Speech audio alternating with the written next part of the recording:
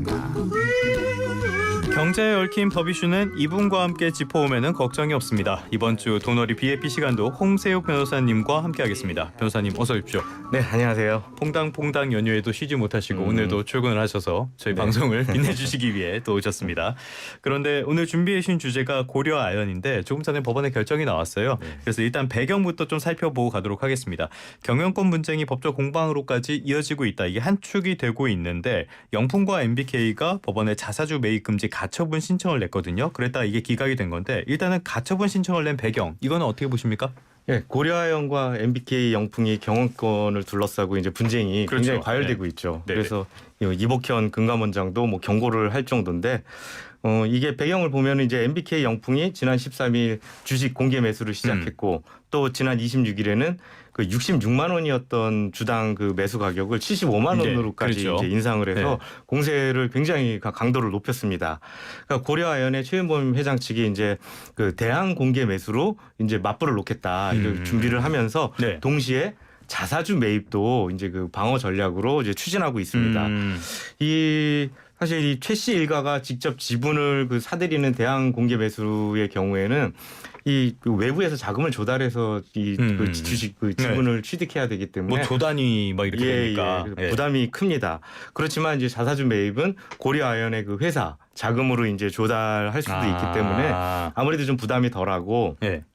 또 이제 자사주를 매입하게 되면 이건 뭐 소각해서 주주 환원 정책을 쓸 수도 있고 또 이제 우호기업과 이제 지분 교환을 통해서 협업을 강화할 수도 있기 때문에 이 경영권 방어 측면에서는 그 자사주를 고려아연이 취득하는 것이 아무래도 좀 유리합니다. 그러니까 지분을 높이는 거는 부담이 너무 크고 자사주 매입은 뭐 법인이 보유한 자금도 활용할 수 있으니까 부담이 상대적으로 적고 또 주가를 부양하거나 이런 효과도 있을 테니까 주주 환원 정책도 될 수 있고 그래서 사실 자사주 매입은 레이건 행정부 때까지는 불법이기도 했습니다. 주가 조작이라 그래서 아무튼간에 계속 말씀해 주시죠. 그런데 그 MBK 영풍 측이 뭐 이렇게 수월하게 고려아연이 자사주를 취득해서 최 회장 측이 경영권 방어하는 거 그냥 놔둘 리가 없겠죠. 그렇죠. 그래서 MBK 측에서는 이 공개 매수에 들어가면서 이 법원에 공개 매수 기간이 9월 13일부터 10월 4일까지인데 이 기간 동안에 이 고려아연이 자사주를 매입하는 것을 못하게 해달라 이렇게 가처분 신청을 한 것입니다. 뭐 법적인 근거는 이 자본시장법 140조인데 자본시장법은 그 아까 말씀드린 대로 공개 매수 기간에 주가 조작 가능성이 있습니다. 그렇기 때문에 이런 걸 막기 위해서 공개 매수자와 이 특별 관계자는 공개 매수 기간 동안 공개 매수가 아닌 방법, 즉 이제 자사주 취득 같은 경우를 할 수가 없다. 이렇게 이제 규정하고 있습니다. 공개 매수자는 알겠고 특별 관계자는 뭡니까? 그 고려 아연이 이제 그 특별 관계자인 경우에는 이제 특수 관계인 그리고 이제 주식 보유자 이런 경우를 이제 특별 관계인이라고 하는데 이 고려 아연이 만약에 이제 그 영풍 공개 매수자인 영풍의 특별 관계자에 해당하면 자본시장법 140조에 따라서 이 자사주 취득을 하지 못하게 됩니다. 이게 딱 걸리는구나. 그렇기 때문에 고려아연이 과연 특별 관계자냐 이 여부가 쟁점인데 이 MBK 측은 고려아연이 영풍의 계열 회사다. 그렇기 때문에 특별 관계자 당연히 특별 관계자이기 때문에 자사주 취득을 하면 안 된다. 이렇게 주장을 하고 있고 반대로 고려아연 입장에서는 야 이제 실질적으로 적대 관계가 돼서 이제 우호 관계가 아니지 않느냐 적대 관계인데 이게 무슨 특별 관계인이냐 하기 때문에 특별 관계가 해소됐다라고 주장을 하면서 우리는 특별 관계 이제 가 아니기 때문에 이제 자사주 취득을 할 수 있다 이렇게 주장을 하고 있죠. 근데 오늘 결정이 나서 특별 관계자가 아닌 것으로 그렇게 봤기 때문에 기각을 했다. 그렇게 보여집니다. 기각이 조금 전에 발표가 났고요. 구체적인 내용까지는 아직은 조금 알려진 게 기사가 아직 좀 덜 나오고 있네요. 아무튼간에 이렇게 기각이 됐다는 거는 고려아연 쪽에 유리한 결과가 됐다고 봐야 되는 거죠. 그렇다면은 근데 아까 말씀하시기에는 이 시점을 굉장히 좀 재밌게 보셨다고 했는데 어떤 뜻입니까? 그 가처분 시점이 사실은 좀 지금 오늘 보통 이제 법원이 그 업무를 시작하는 시간은 보통 10시부터 이제 선고를 시작하면서 업무를 시작을 하는데 10시 전에 지금 좀 판결이 났거든요. 아까 9시 초반대에 났으니까. 그래서 저도 이제 여기 오는 길에 그 소식을 들었는데 들어서 왜 이 시간에? 라는 좀 의문이 좀 들었습니다. 그런데 이제 아마 제 생각으로는 지금 그 오늘 9시에 이 고려아연 측에서 그 자사주 매입에 대한 의결을 한다, 뭐 이런 이사회 의결을 한다라는 그런 또 얘기도 있었거든요. 예. 아마 그렇기 때문에 이 자사주 의결을 이제 그 고려아연 측에서 10월 4일이죠. 예. 공개 매수 기간이 지난 10월 4일 이후에 자사주 매입을 위한 지금 이사회 의결을 지금 한다라고 지금 하고 있기 때문에 예. 10월 4일 이후에 어차피 자사주를 매입을 하게 되면 법원 입장에서도 좀 뭐 지금 가처분을 네. 의미가 없으니까 좀 미리 좀 이사회 의결이 나기 전에 좀 하는 게 좀 낫지 않나 이렇게 판단을 해서 좀 이렇게 서두른 게 아닌가 싶습니다. 사실 고려아연 측은 지난 27일 1차 신문기일 때 그때 결과가 나오길 희망을 했었다고 하는데 뭐 그날 나오긴 쉽지 않았을 것 같고요. 어쨌건 법원 쪽에서도 굉장히 서둘러서 낸 것 같긴 한데 변호사님 보시기에는 기각이 어떻게 좀 예상을 하셨던 결과입니까? 아무래도 좀 기각될 확률이 저는 좀 높다고 이제 받긴 했는데 왜죠? 우선은 그 특별 관계자 같은 경우는 말씀드린 대로 그런 좀 아무래도 우호적인 관계에 있어야 그 특별 관계인이라고 특별 관계자라고 볼 수 있는데 지금 저는 좀 이 고려아연 측이 얘기한 거대로 이미 실질적 적대 관계가 됐는데 이 아무래도 이 고려아연을 그 영풍의 특별 관계자로 봐서 자사주 매입을 금지하는 거는 고려아연 측에 좀 과다한 어떻게 보면은 좀 제한 같은 게 될 수가 있겠네요. 제약이라고 봤기 때문에 기각 결정이 날 거라고 예상을 했지만 그래도 좀 뭐 항상 의외라는 게 있기 때문에 어떻게 될지는 좀 지켜봤습니다. 그렇지만 이제 뭐 예상대로 기각이 돼서 뭐 그런 상황이고 일단 기각이 됐으니까 고려아연 쪽에 상당히 어느 정도는 상당히까지는 아니지만 어느 정도 좀 유리한 결과라고도 볼 수가 있겠는데요. 그런데 이런 상황 속에서 법정 리스크가 요거 하나만이 아니라 최윤범 회장 쪽의 법적인 리스크 이런 것들이 대한 공개 매수에 걸림돌이 될 수 있다 이런 전망도 나오거든요. 이건 무슨 얘기입니까? 그러니까 MBK 측이 1주당 공개 매수가를 75만 원으로 이렇게 인상을 했잖아요. 그런데 이 최 회장 측이 경영권 방어를 위해서 이 지분 확보는 최소 6% 이상을 이루어져야 된다고 합니다.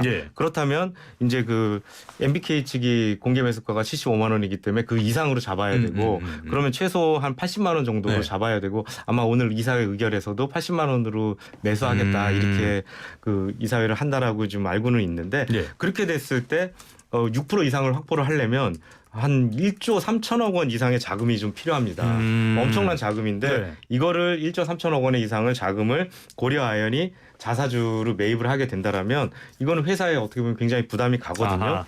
그리고 이제 뭐 자사주 매입을 해서 그래서 이제 그 고려아연 측에서는 그거를 소각을 해가지고 주주한테 환원을 하겠다 이렇게도 얘기를 하지만 그럴 거면 지금 80만 원에 하지 말고 나중에 가격이 내려갈 텐데 내려가면 그때 가서 뭐 50만 원이든 55만 원이든 그때 매수를 해서 그 소각을 시키면은 주주한테는 더 큰 이득이 아니냐 이런 얘기도 또 나오고 있거든요. 그렇기 때문에 이 좀 높은 가격에 매수하게 돼서 좀 과다한 1조 원 이상의 자금을 들이는 게 어떻게 보면 회사한테 이 배임이 될 수 있다. 그래서 이사회나 경영진의 배임 문제가 발생할 수 있다.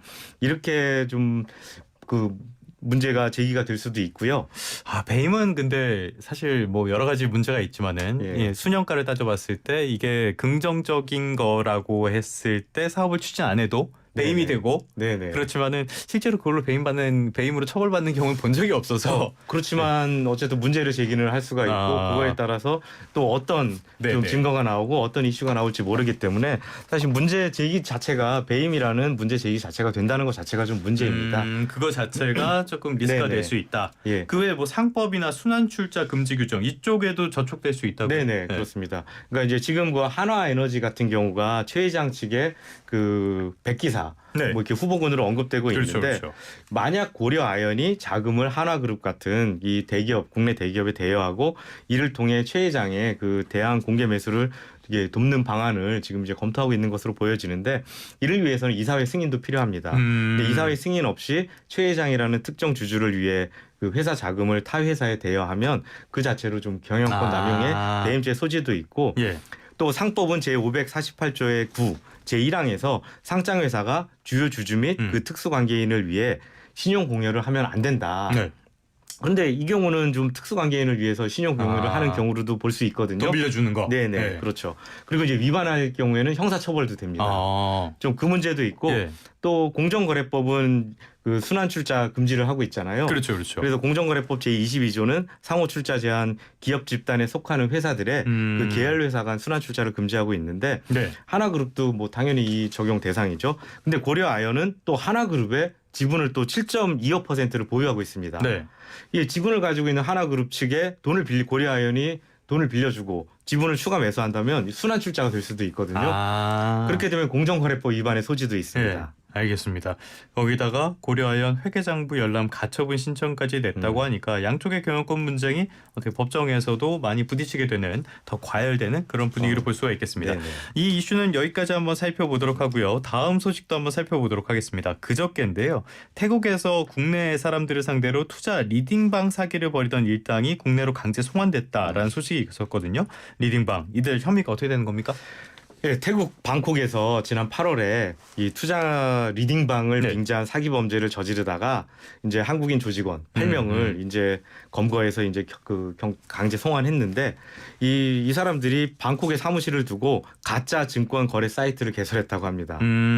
그리고 이제 공모주 등에 투자하면 수익을 내줄 것이다. 뭐 이게 수법이죠. 이런 네. 수법으로 이제 그 속여서 돈을 편취하는 주식 리딩방 투자 사기 범행을 저질렀는데 뭐 이 범죄 자체가 점점 이제 글로벌화되고 있습니다. 네. 그 개인 정보도 많이 가지고 있다 그러던데 만약에 검거되지 않았다면 피해 규모가 더 커질 수밖에 없었겠어요. 아, 이게 문제입니다. 네. 지금 사실 이 범죄로 인한 피해금은 사실 한 2,200만 원 정도고 네. 이 중에 2,100만 원이 환수 조치가 이루어졌다고 그러는데 2,200만 원이면은 좀 굉장히 좀 작거든요. 네네. 사실 이런 투자 리딩방 그 범죄 그러네. 그 수익 네. 중에 그렇지만 이제 문제는 바로 이제 이들이 개인 정보. 경찰이 이제 그 급습을 해가지고 여기를 압수를 해가지고 이 컴퓨터를 이제 포렌식을 해봤더니 230만 건의 개인정보 DB를 가지고 있었다고 합니다. 만약에 이 네. 230만 건의 개인정보를 이용해서 이 일당이 계속해서 이 범행을 저질렀으면 네. 아마도 그 230만 건이기 때문에 이들로 인한 그 피해는 상상하기조차 어려울 정도로 좀 막대하지 않았을까 좀 이렇게 좀 보여집니다. 이 피의자들 뭐 아니지 나쁜 놈들 얘들은 어떻게 적발이 된 건가요?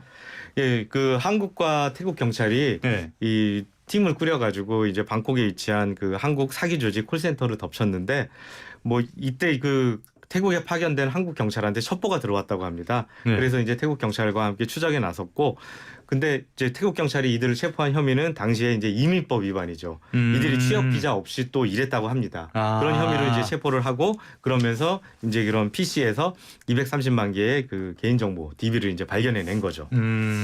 알겠습니다. 얘들뿐만이 아니라 해외에서 사기 피의자들 얘들이 체포돼가지고 한국으로 송환되는 경우가 늘고 있다고 하는데 뭐 배경이 있습니까? 말씀드린 대로 이게 예. 그 사기 범죄가 글로벌화됐고 또 뭐 범죄도시 같은 영화를 보면 이제는 뭐 필리핀이든 어디든 이런 곳곳에서 사기 범행이 이루어지고 있는데 뭐 스마트폰 하나만 있으면 사실은 좀 사기칠 수 있는 세상이 돼버렸습니다. 그렇죠, 그렇죠. 예, 그렇기 때문에 지금 경찰에서도 이제 그 해외에 있는 그 범죄 조직을 적발하기 위해서 굉장히 노력을 하고 있고 또 이제 그 밝혀내서 국제공조를 통해서 이제 범행을 이제 체포한 다음에 국내 송환을 늘리기 위해서도 이제 주력하고 있습니다. 예. 그래서 태국 파타야 살인 사건 좀 최근 이슈가 많이 됐죠.